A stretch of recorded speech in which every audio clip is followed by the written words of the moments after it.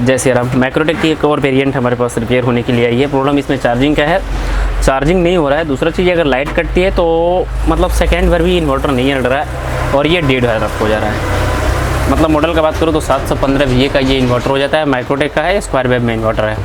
चलिए इन्वर्टर को ओपन करते हैं। हालांकि हमने जब पीछे के साइड से जब मैंने इसका देखा तो भाई साहब कुछ कंडीशन यूँ हमको दिखाई दी है जो कि आपको भी चौंकाने वाली दिखेगी। थोड़ा सा आप मतलब इसके जो डीसी फैन लगे रहते हैं उसमें आप थोड़ा सा ध्यान देना, फिर आपको समझ में आ जाएगी अगर का एक्चुअल प्रॉब्लम क्या है। भाई साहब जब इस कंडीशन में आपकी इन्वर्टर रहेगी तो फिर ख़राब होना तो लाजमी है, क्योंकि जो इसके अंदर की जो एग्जॉस्ट होगी वो बाहर जब निकलेगी नहीं तो फिर ख़राब होनी तो तय है। एक चीज़ और कि ये इन्वर्टर अंदर से इतना कचड़ा होगा जितना आप लोग अनुमान नहीं किए होंगे। तो चलिए ना इन्वर्टर को ओपन करते हैं बिना आपके टाइम को लॉस किए हुए। और दूसरा चीज़ कि इसकी चार्जिंग जो नहीं अड़ रही है उसका प्रॉब्लम आपको देखने को ये एल्युमिनियम की वायर दिख सकती है, जो कि कस्टमर के कहने पर भी वो समझ नहीं पा रहे थे, लेकिन हमारी यहाँ तक समझ है कि इसकी डीसी वायर ये जो एल्युमिनियम वायर होती है ये ख़राब हो चुकी है। तो फर्स्ट ऑफ ऑल तो ये आएगी कि इसकी वायर भी चेंज करनी पड़ेगी, और वायर चेंज करने के बाद में आपको समझ में आएगा कि आखिरकार इसका एक्चुअल का प्रॉब्लम क्या है। जहाँ तक हमको समझ में आ रही है कि इसका डीसी वायर भी ख़राब है और साथ साथ एग्जॉस्ट की प्रॉब्लम है, जिसके कारण से इस तरह की प्रॉब्लम इसमें आ रही है। तो चलिए ना इसको ओपन कर लेते हैं फटाफट से। इन्वर्टर तो हम ओपन, भाई साहब क्या ही बताया, हालात आप देख सकते हो।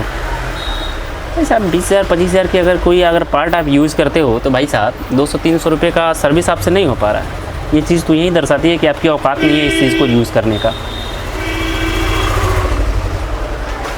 जैसे आप कंडीशन और कुछ हालात को ही देखते हुए हमको ये चीज़ कहने की मतलब कहने का तो इच्छा नहीं है, फिर भी कहना पड़ रहा है कि भाई साहब क्या ही बताए, कुछ भी हो सकता है इस ज़माने में। यूज़ करते रहें, लेकिन जब ख़राब होती है तो भाई साहब आप बोलते हो कि कस्टमर या जो कंपनी होती है वो सही रूप सर्विस नहीं दे पाती है। तो भाई साहब जब इस कंडीशन में आपकी कोई भी कंपोनेंट होगी तो फिर बताओ क्या होगा।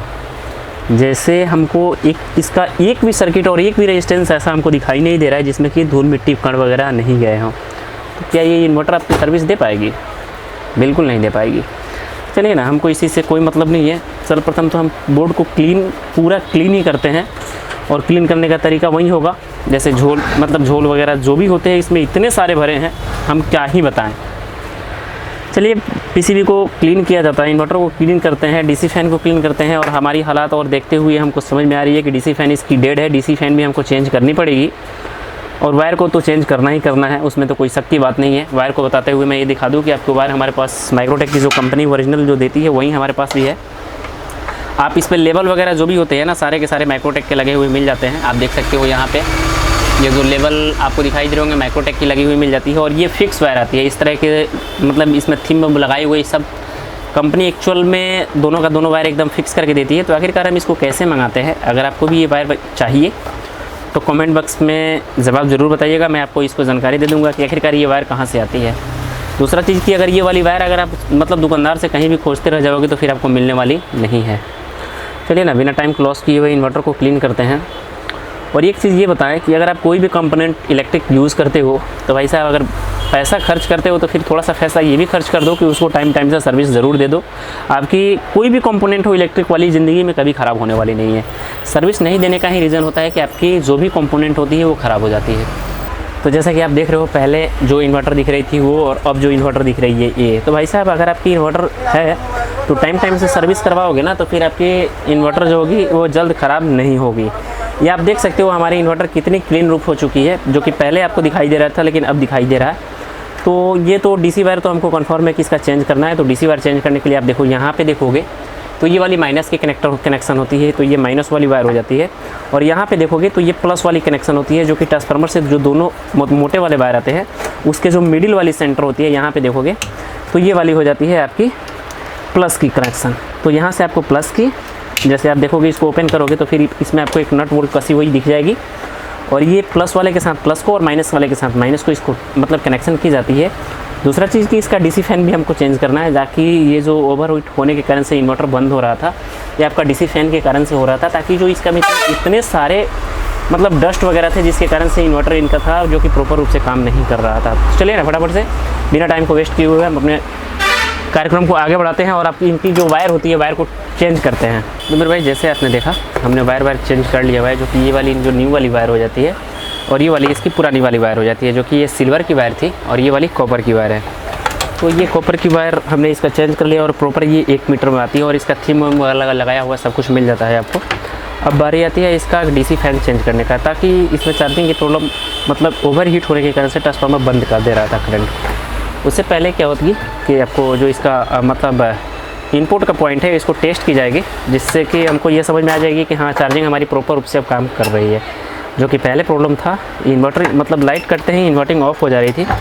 तो ये देखो अभी हमारी यूपीएस ऑन भी हो चुकी है। और चलिए चार्जिंग मोड इसमें देते हैं और देखते हैं कि क्या इसका चार्जिंग का प्रॉब्लम जो कि था सॉल्व हो पाया है कि नहीं हो पाया है। चार्जिंग का प्रॉब्लम देते ही हमारी जो देखो चार्जिंग मोड में चली गई है और ये हमारी इन्वर्टर चार्जिंग भी आ गई, जो कि अभी हम इन्वर्टर पे टेस्ट कर रहे थे, इसलिए हमारी ये फ्लिचुएट शुरू हो गई थी।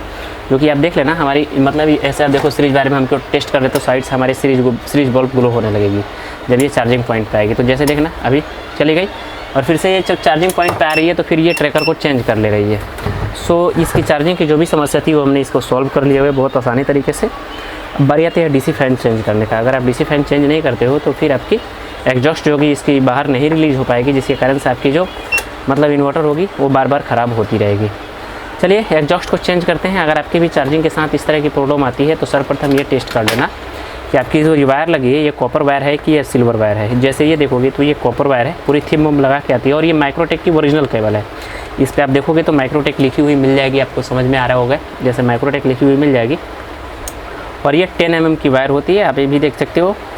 और अगर चाहो तो आप अलग से 10 mm वायर की भी लगा के इसका थीम वम लगा करके बना सकते हो, लेकिन इस तरह से मतलब जैसे इसका मतलब पंचिंग वगैरह है उस तरह का मतलब अदरवाइज़ अगर आप बनाते हो तो फिर उस तरह की पंचिंग वगैरह नहीं मिल पाएगी, ताकि इसमें पूरी थीम वम लगा करके इसकी पूरी कनेक्शन और बनाई जाती है, जिसके कारण से आपकी जो इसकी मतलब बनावट जो होती है वो काफ़ी दिनों लॉन्ग लास्टिंग के लिए बढ़ जाती है। तो चलिए ना डीसी फैन को चेंज करते हैं और आपकी जो भी प्रॉब्लम होती है उसको सॉल्व करते हैं। हालांकि मैंने डीसी फैन चेंज करने का ऑलरेडी वीडियो बना रखी है कि आखिरकार क्यों रीज़न से किस कारण से डीसी फैन ख़राब होते हैं, इन्वर्टर में ओवरलोड के प्रॉब्लम आते हैं, वो ज़रूर जाकर के चेकआउट कर लेना। मैंने उस पर ऑलरेडी वीडियो बना रखी है। फिलहाल अगर आपकी चार्जिंग की प्रॉब्लम भी आती है तो डीसी वायर चेंज करो, आपकी प्रॉब्लम सॉल्व हो जाएगी। दूसरा चीज़, जितना इसमें कचरा भरा हुआ था भाई साहब, क्या ही गाली दे, गाली भी हमारे पास कम पड़ जाएगी गाली देने के लिए। तो अगर आपके पास कोई भी इलेक्ट्रिक पार्ट्स हो तो उसको टाइम टू टाइम सर्विस ज़रूर करवाते रहो, जिससे आपकी इलेक्ट्रिक पार्ट जल्द ख़राब नहीं होगी और ज़्यादा दिनों तक लॉन्ग लास्टिंग करेगी। सो ये छोटी सी नॉलेज आपको कैसी लगी ज़रूर बताना। मिलते हैं नए जानकारी के साथ, आपका भाई प्रिंस। जय श्री राम।